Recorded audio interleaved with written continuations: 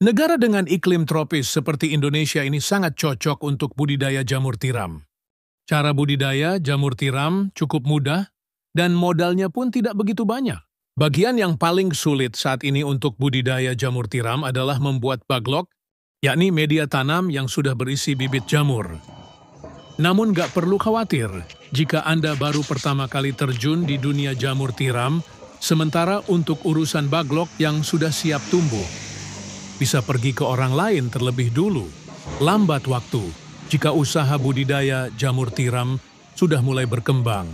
Cobalah untuk membuat baglok sendiri. Nah, langsung saja inilah beberapa persiapan dan cara budidaya jamur tiram versi Jamur Ganteng Official. Yang pertama, menyiapkan kumbung. Kumbung ialah semacam rumah untuk jamur, yakni tempat untuk manaruk dan merawat baglok hingga tumbuh jamur siap panen. Di dalam kumbung tersebut terdapat rak yang bertingkat, biasanya terbuat dari kayu atau bambu, dindingnya bisa menggunakan papan atau paranet. Dan pada bagian atap menggunakan genteng, jangan menggunakan seng atau asbes yang mudah mendatangkan panas. Bagian lantai sebaiknya dibiarkan menggunakan tanah, agar saat terkena air mudah meresap. Sedangkan untuk ukuran rak, bisa Anda sesuai sendiri tergantung ukuran kumbung dan baglok yang akan dibudidaya. Namun idealnya ketinggian ruang sebaiknya tidak kurang dari 40 cm. Rak bisa dibuat 2 hingga 3 tingkat lebar. Rak 40 cm dan panjang setiap ruas rak 1 meter. Setiap ruas rak bisa memuat 70 hingga 80 baglok. Kemudian menyiapkan baglok.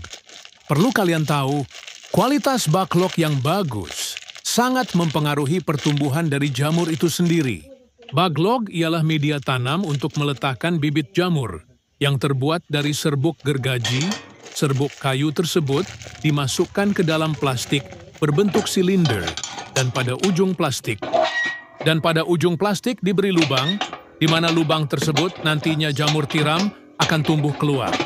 Saat ini baglok jamur tiram YJ berbobot 1 kg dijual, kisaran harga 3.000. Cara merawat baglok. Pertama, silahkan letakkan baglok pada rak yang sudah berada di kumbung. Anda bisa menyusunnya secara vertikal atau horizontal. Jika menyusun secara horizontal, berarti lubang baglok berhadapan ke samping.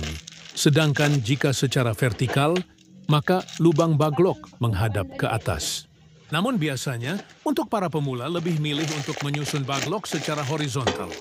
Hal ini dilakukan agar tidak ada air yang masuk secara berlebihan saat nyiram baglok dan proses panen pun bisa lebih mudah.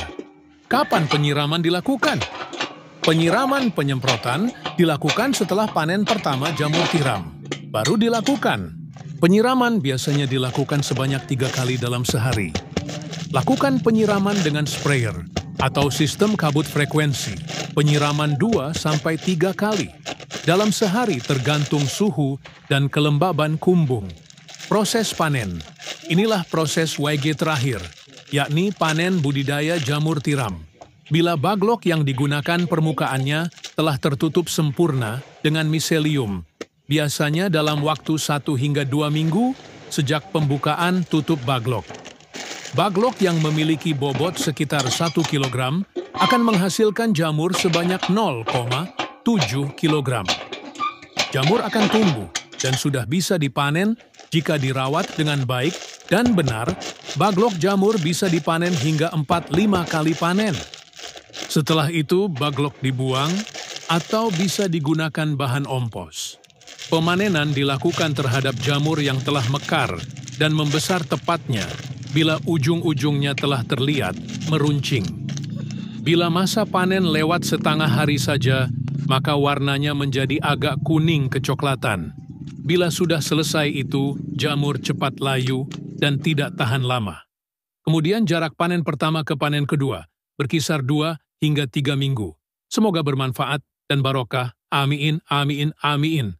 Monggo YJ minat mau usaha jamur tiram, bisa diorder baglok jamur tiramnya via 108 5259 352057 atau via Shopee Yayan Mushroom, gratis, konsultasi seputar dunia perjamuran, tidak usah khawatir, takut gagal siap dibimbing sampai berhasil.